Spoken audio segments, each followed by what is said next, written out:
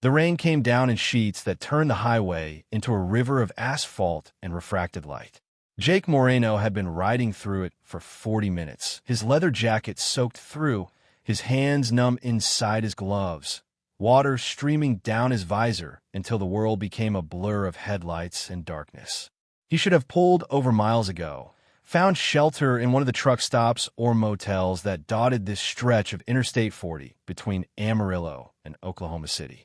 But pulling over meant stopping, and stopping meant thinking. And thinking was the last thing Jake wanted to do. He'd been running for 3 days now, though he wouldn't have called it running. Running implied you were afraid of something behind you. Jake was just moving the way sharks move because staying still felt like dying. His ex-wife had finally remarried to a software engineer named Derek who wore cardigans and coached Little League and did all the things Jake had never figured out how to do. The wedding had been last Saturday, and Jake hadn't been invited, but he'd seen the photos on social media before he'd had the good sense to delete the app. His son, their son, standing next to Derek in a matching tie, smiling wider than Jake remembered seeing him smile in years. That image had lodged itself somewhere behind his sternum, and no amount of highway miles seemed capable of dislodging it. The gas station materialized from the rain like a hallucination, its fluorescent lights creating halos in the downpour. Jake's fuel gauge had been flashing red for the last 10 miles, so he didn't have a choice. He pulled under the awning, killed the engine, and sat for a moment in the relative quiet, listening to rain hammer the metal roof above him. His fingers were so cold, he could barely unfasten his helmet. When he finally pulled it off, his hair was plastered to his skull, and he could feel water running down his spine. The pump's card reader was broken, forcing him inside. The clerk was a teenager with acne and earbuds, who barely looked up when Jake entered. The store smelled like old coffee and cleaning chemicals, and the fluorescent lights buzzed with a frequency that made Jake's teeth ache. He paid for the gas and was turning to leave when he heard it. A sound so quiet he almost missed it beneath the rain's percussion. A whimper, or maybe a sob, coming from outside, near the side of the building. Jake paused with his hand on the door. Every rational instinct told him to ignore it, fill his tank, and keep moving. Whatever was out, there wasn't his problem. He'd spent the last 3 years learning not to get involved, not to care too much, not to invest in anything that could be taken away. But the sound came again, higher pitched this time, unmistakably human, unmistakably a child. He pushed through the door back into the rain. The sound was clearer now, coming from the narrow alley between the gas station and an abandoned diner next door. Jake walked toward it, water immediately soaking through his jeans, and found her crouched behind a dumpster. A little girl, maybe 6 or 7 years old, wearing a pink nightgown that clung to her small frame, her feet bare and bleeding, her dark hair hanging in wet ropes across her face. She was shaking so violently her teeth chattered audibly. "Jesus," Jake breathed, dropping to a crouch. "Hey, sweetie. Hey, it's okay." The girl's head snapped up, and Jake found himself staring into eyes that held a terror so profound it made his stomach lurch. She pressed herself harder against the dumpster, trying to disappear into the metal. "I'm not going to hurt you," Jake said, keeping his voice soft, his hands visible. "My name's Jake. What's your name?" The girl just stared, her chest heaving with panicked breaths. "Are you lost? Where are your parents?" At the word parents, something changed in the girl's expression. The fear crystallized into something sharp. "Please," she said, her voice hoarse. "Please, they took my mom." The words hit Jake like a physical blow. "What? Who took your mom?" "The men. The men in the van. They put her in the van, and they were going to put me too, but I ran. I ran and I hid, but they're looking for me. They're looking and I don't know where my mom is, and please, please you have to help." The story spilled out of her in a breathless rush, words tumbling over each other, and Jake felt the world tilt sideways. He looked around the parking lot, suddenly hyper-aware of every shadow, every vehicle. A white cargo van sat at the far end of the lot, near the air pump. Its windows were tinted dark, and as Jake watched, the driver's side door opened. A man stepped out, tall, muscular, wearing a rain jacket with the hood up. He stood there for a moment, scanning the area, then started walking toward the gas station. "Listen to me," Jake said, turning back to the girl. We need to move. Right now. Can you run? She nodded, though her legs were shaking so badly Jake wasn't sure she could stand. My motorcycle is right there under the awning. We're going to walk to it, calm and slow, like we're not scared. Then we're going to get on, and we're going to leave. Okay, but my mom. I'm going to help you find your mom. I promise. But first we need to make sure you're safe. The man was getting closer, maybe 50 feet away now. Jake could see his face beneath the hood, could see the way his eyes tracked across the parking lot with predatory focus. Jake stood, pulling the girl up with him, and they walked toward his bike. Every step felt like an eternity. The girl's hand was ice cold in his, her grip painfully tight. Jake kept his body between her and the approaching man, trying to shield her from view. They reached the motorcycle. Jake grabbed his helmet and jammed it onto the girl's head. It was far too large, but it would have to do. He threw his leg over the bike, felt her climb on behind him, her arms wrapping around his waist. "Hold on tight," he said, and started the engine. The sound must have alerted the man, because Jake saw him break into a run. The van's passenger door opened, and another man emerged, this one holding something Jake's brain registered as a weapon. Jake didn't wait to identify it. He gunned the throttle, and the bike shot forward, tires screaming against wet pavement. Behind them, he heard shouting, but the words were lost in the roar of the engine and the hammering rain. Jake rode without direction, focused only on distance, on putting as many miles as possible between them and that gas station. The girl clung to him like a drowning person, her small body pressed against his back, and he could feel her trembling through both their layers of soaked clothing. His mind raced faster than a motorcycle. What had he just gotten himself into? Who were those men? Where was the girl's mother?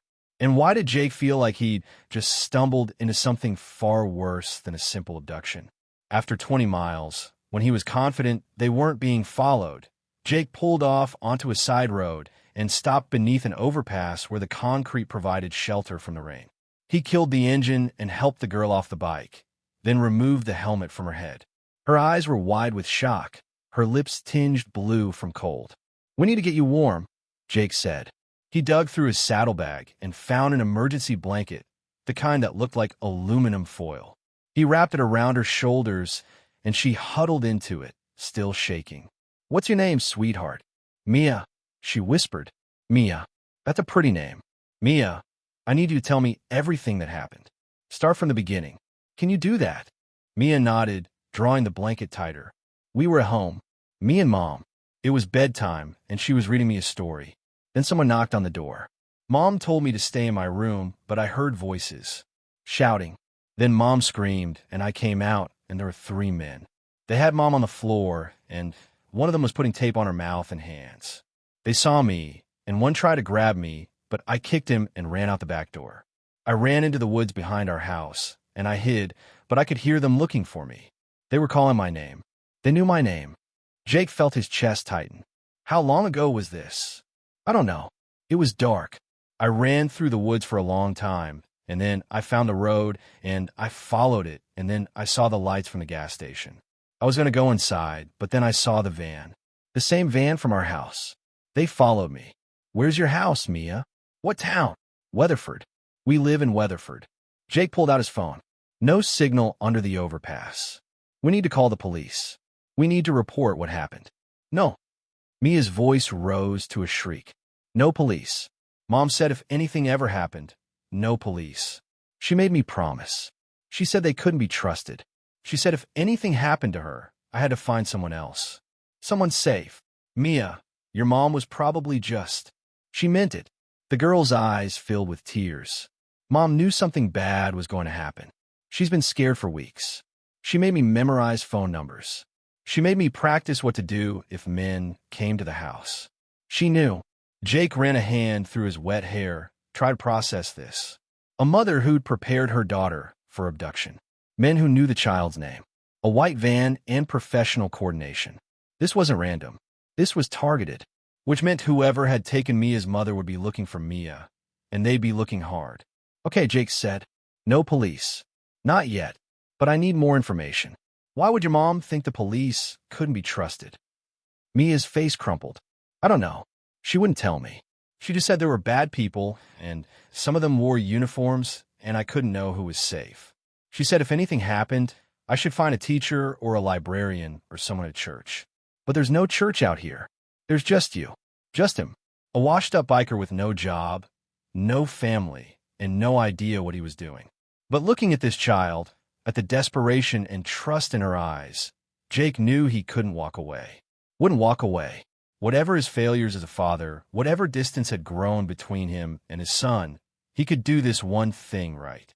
All right, he said. We're going to figure this out together. But first we need to get you somewhere warm and dry. Somewhere safe. Then we're going to find your mom. You promise? Jake looked at her, this small girl in a soaked nightgown who'd survived something no child should have to survive, and made a promise he had no idea if he could keep. I promise. They rode through the remainder of the night, sticking to back roads, avoiding main highways where they might be spotted. The rain eventually stopped, giving way to a cold dawn that painted the Oklahoma plains in shades of gray and amber. Jake's entire body ached from the ride, from the cold, from the tension of watching every vehicle they passed with suspicion. Mia had stopped shaking, but she'd also stopped talking, retreating into a silence that worried Jake more than her earlier panic. He found a motel outside of town called Elk City, the kind of place that rented rooms by the hour and didn't ask questions as long as you paid cash. The clerk was a woman in her 60s with a cigarette dangling from her lips and a romance novel spread open on the counter. She glanced at Jake, then at Mia, then back at Jake with an expression that contained both judgment and weary indifference. My niece, Jake said before she could ask. Car broke down and we got caught in the rain. Just need a room for a few hours while we figure out the next step. The woman took his cash and handed him a key without comment. The room was exactly what Jake expected. Cigarette burns on the bedspread, water stains on the ceiling, a television bolted to the dresser. But it was warm and it had a lock on the door, which was all that mattered. Jake peeled off his wet jacket and boots while Mia stood in the middle of the room, still wrapped in the emergency blanket, looking lost. We need to get you out of that nightgown, Jake said. It's soaked and you're going to get sick. I'm going to go to the store down the street and get you some clothes. Will you be okay here for 20 minutes? Mia's eyes went wide with panic. Don't leave me. I have to get you clothes and food. You're safe here. I'll lock the door and I'll be back before you know it. What if they find me? They won't. Nobody knows we're here. Jake knelt down, bringing himself to her eye level. Mia, I need you to be brave for just a little longer. Can you do that? She nodded slowly, though her fear was palpable. Lock the door behind me. Don't open it for anyone except me. I'll knock 3 times fast, then 2 times slow. That's how you'll know it's me. Understand? 3 fast, 2 slow. Good girl. Jake left her there, hating himself for it, and jogged down the street to a dollar store he'd spotted on the way in. He grabbed children's clothes in sizes he guessed at, leggings, a sweatshirt, socks, sneakers, added granola bars and bottled water, and a cheap prepaid phone. The whole time his mind churned through the problem. A mother abducted from her home. Her daughter hunted by men who knew her name. A warning not to trust police. What kind of situation created those parameters? The possibilities that surfaced were all dark. Human trafficking, witness protection gone wrong, criminal conspiracy, domestic situation escalated beyond control. Each scenario painted a picture of systems that had failed, of a woman desperate enough to prepare her daughter for the worst, of violence lurking beneath ordinary life. When Jake returned to the motel room, knocking his signal, Mia opened the door immediately. She turned on the television and was sitting on the bed watching cartoons, though her eyes held no comprehension, just empty staring. Jake handed her the bag of clothes. Bathroom's there. Get changed, and then we'll eat something. While she changed, Jake used the prepaid phone to search for news about Weatherford, Oklahoma. It took him several tries. The phone's browser was painfully slow, but eventually Mia sat on the bed, holding the granola bar without eating it. Mom worked at home. She did computer stuff. She was always on video calls with people I didn't know. She didn't have friends. Not real ones. Sometimes people would visit, but they'd talk in the kitchen and Mom would send me to my room. What about your dad? Where is he? Dead. He died before I was born. Mom said he was in the military and there was an accident. Other family? Grandparents? Aunts or uncles? Mia shook her head. Mom said we didn't have family. She said it was just us, and we had to take care of each other. A woman alone with a child, no support system, working from home in a rural area. Either extreme isolation or deliberate hiding. Did your mom ever seem scared before last night? Jake asked. Did she ever talk about being in danger? Not until the last few weeks. She started acting weird. She'd check all the locks 3 times before bed. She'd look out the windows a lot. One time I woke up in the middle of the night, and she was packing bags like we were going to leave, but then she unpacked everything in the morning and wouldn't talk about it. Did she say anything about why she was scared? Mia's face scrunched up in concentration. She got a phone call. As sunset approached, Jake woke Mia gently. She blinked up at him, and for a moment seemed confused about where she was. Then memory crashed back and her face fell. Jake helped her put on her shoes. The sneakers were a size too large, but she'd stuffed the toes with toilet paper to make them fit, and they prepared to leave. Where are we going? Mia asked. Back to your house. We need to get into that safe. But what if the men are there? Then we'll be very, very careful. The drive back to Weatherford took 2 hours, darkness falling completely by the time they reached the town limits. Jake rode past Jennifer's house first, scoping it out. The property sat a mile outside town on a dirt road, a small ranch-style home with a detached garage and woods pressing close on 3 sides.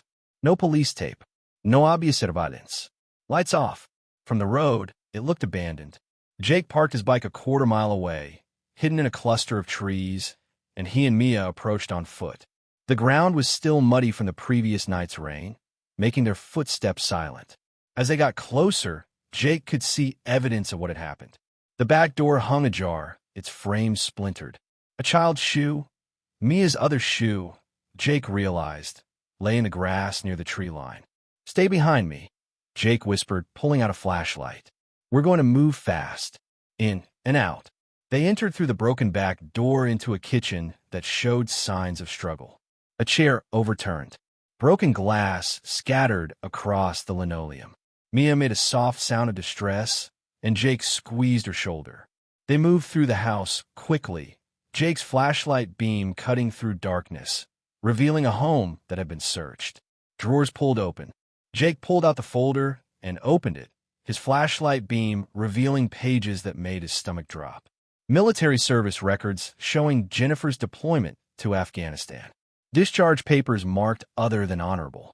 Court documents detailing a court-martial for insubordination and theft of classified materials. Witness testimony describing Jennifer's claims that her unit had discovered evidence of American military personnel involved in heroin trafficking, using supply chains to move product to the United States. Her allegations that Jake pulled into a rest stop 50 miles away and finally stopped. His hand was shaking as he killed the engine. Mia climbed off the bike and looked up at him with a question in her eyes. Your mom was a soldier, Jake said. A brave one. She found out about something bad, something illegal, and she tried to stop it. The people doing the bad thing, they punished her for it. They made everyone think she was lying, and they forced her to stay quiet. But she kept evidence, proof of what they did, and I think they found out she still had that proof. That's why they took her. So we can use the proof to get her back? Mia asked. Maybe, but these are dangerous people, Mia. They have power and money, and they've already killed to protect their secret. I don't. Jake stopped, looking at this child who'd trusted him with her survival. I don't know if I'm enough. I don't know if I can keep you safe and find your mom and stop these people. This is bigger than me. Mia stepped forward and took his hand, her small fingers wrapping around his. Mom always said the biggest mistakes happen when good people decide they're not enough.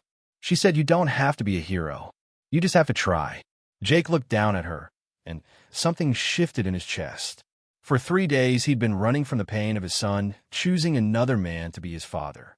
He'd been drowning in the certainty of his own inadequacy, his inability to be what people needed. But here was this child, telling him that trying mattered. That effort, even imperfect effort, was enough. Okay, Jake said. We try. They spent the rest of the night in the rest stop parking lot, Jake reading through every document in the folder while Mia slept in his arms. The evidence Jennifer had collected was extensive and damning. names of military officers involved, financial records showing money transfers, photographs placing American soldiers at drug processing facilities, testimony from Afghan informants describing the operation, and most damning of all, orders. Official military orders that had been classified, showing how the trafficking operation had been sanctioned at levels high enough to make prosecution nearly impossible. But there was one name that appeared more frequently than others. Colonel Marcus Devereaux, now retired, who'd commanded the battalion Jennifer had served in. Devereaux appeared in multiple photographs. His signature was on orders. Bank records showed payments to an account under his wife's maiden name. If there was a head to this snake, it was Devereaux. Jake used the prepaid phone to search for information about the colonel. Found him easily. He'd retired 3 years ago and now worked as a defense contractor in Virginia, consulting on Middle Eastern operations. He had a home address listed, a public profile on his company's website. The man had hidden his crimes in plain sight, protected by rank and connections and the military's reluctance to expose its own corruption. As dawn broke, Jake made a decision. They couldn't go to local police. Devereaux's operation clearly had reach in law enforcement, given how quickly the house had been accessed after Jennifer's disappearance was reported. But there were other authorities, federal agencies with jurisdiction over military crimes, journalists who specialized in exposing government corruption. They needed to get Jennifer's evidence to people who could act on it. But first, they needed to find Jennifer herself. Jake woke Mia gently as sunlight flooded the rest stop. She blinked up at him, and for a moment looked so much like his own son at that age that Jake's heart clenched. "We're going to find your mom," Jake said. "But I need to make some calls first. I need to find people we can trust." "Ooh, there's a journalist. Her name is Amanda Cross. She works for the Washington Post, and she specializes in investigating military corruption. I read about her because of a series she did on Afghan contractors. If anyone will take this seriously, it's her." Jake used the prepaid phone to navigate to the Post's website, found Cross's contact information, and sent an email from a newly created anonymous account. He attached photos of several key documents from Jennifer's file, enough to prove he had something legitimate without revealing everything. Then he added, "I have evidence of military drug trafficking in Afghanistan, covered up through court-martial proceedings. Evidence includes photographs, financial records, and classified orders. The woman who collected this evidence has been kidnapped and her daughter targeted. Needs secure contact method and protection.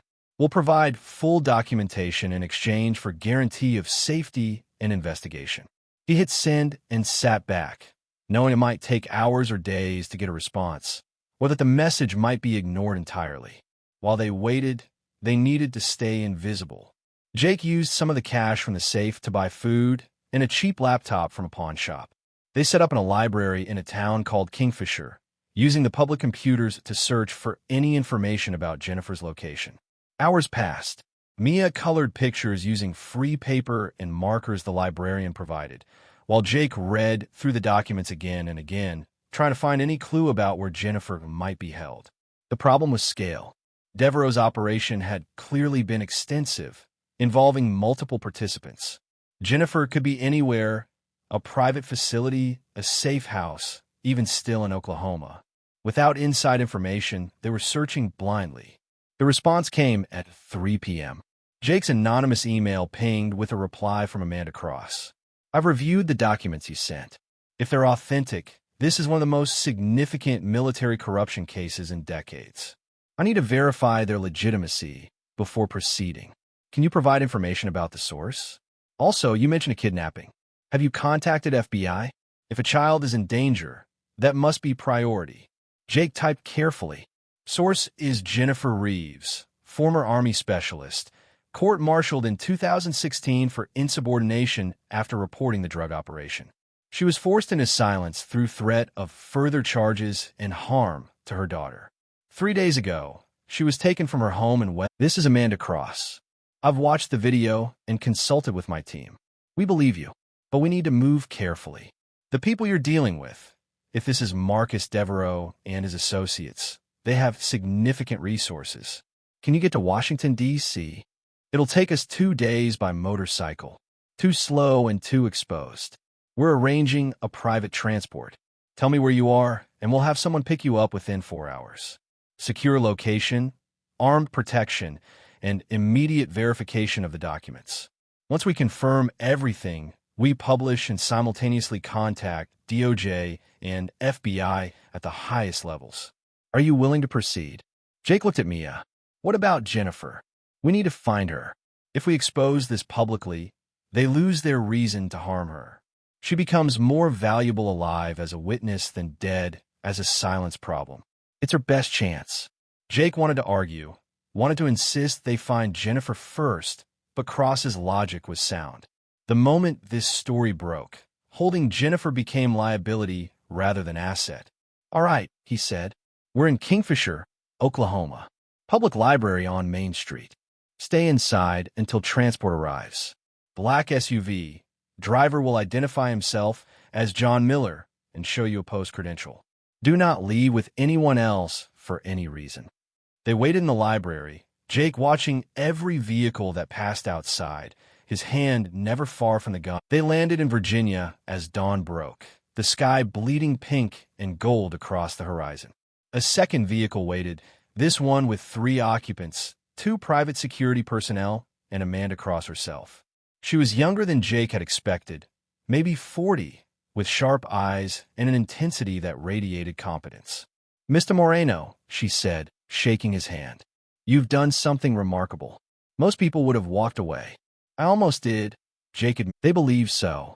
As we discussed, she's more valuable alive for now. Once this breaks, that calculation changes, but we're moving fast enough that they won't have time to respond. That night, Jake lay in one of the upstairs bedrooms, Mia asleep in the twin bed beside his, and let himself feel the weight of everything that had happened. His phone had been buzzing periodically with missed calls from his ex-wife, from his son, from people worried about where he'd disappeared to. He'd ignored them all, too focused on survival to think about explanations. But now, in the quiet darkness, he realized he'd have to face those conversations eventually. What would he tell his son? That he'd found something worth fighting for in protecting a stranger child? That he'd been given a chance to be the kind of father he'd always wanted to be, even if it was for someone else's daughter? The next day moved with agonizing slowness. Jake and Mia stayed inside while Cross and her team finalized the story. Occasionally Cross would update them. The FBI raid on the Maryland facility was scheduled for 5:30 p.m., 30 minutes before publication. DOJ had opened an investigation and obtained warrants for Devereaux and 7 other individuals. Military criminal investigators were coordinating with civilian authorities. The scope of the response was massive, mobilizing resources across multiple agencies. At 5 p.m., Cross came to the townhouse personally. Her expression was grave. The raid is about to begin, she said. FBI has eyes on the facility. Jennifer looked at Mia, cupped her face. I'm so sorry I put you through this. I thought if I stayed quiet, if I just disappeared into a normal life, they'd leave us alone. I was wrong. You were protecting her the only way you knew how, Jake said. And when that wasn't enough, you'd made sure she had the tools to survive. That's not failure. That's love. They talked for an hour, Jennifer explaining what had happened after she was taken. The men who'd abducted her worked for Devereaux, tasked with retrieving the evidence she'd kept hidden. They'd held her at the Maryland facility, interrogating her about what she'd copied, who she'd told, where she'd hidden the documents. She'd stalled as long as she could, terrified they'd find Mia, praying her daughter had gotten away. When FBI burst into the facility, Jennifer had been preparing for the worst. They were talking about disposal, she said quietly, not looking at Mia. I heard them planning. They were waiting for confirmation that the documents were destroyed before they killed me. But they couldn't find them, and they couldn't find Mia, and that bought me time. It's over now, Cross said. She'd been standing in the corner, taking notes. We published 20 minutes ago. It's already trending nationally. DOJ is holding a press conference in an hour. Devereaux and 4 others are in custody. More arrests? I'd like that, Michael said. And his voice was thick with emotion. Come visit when you're back. Meet Derek properly. He's not replacing you, Dad. He's just filling space you weren't in. But there's room for both. They talked for another 20 minutes. And when Jake hung up, he felt lighter than he had in years. Not fixed, he was too broken for that, but mending. Moving forward, Jennifer was discharged from the hospital 2 weeks after her rescue.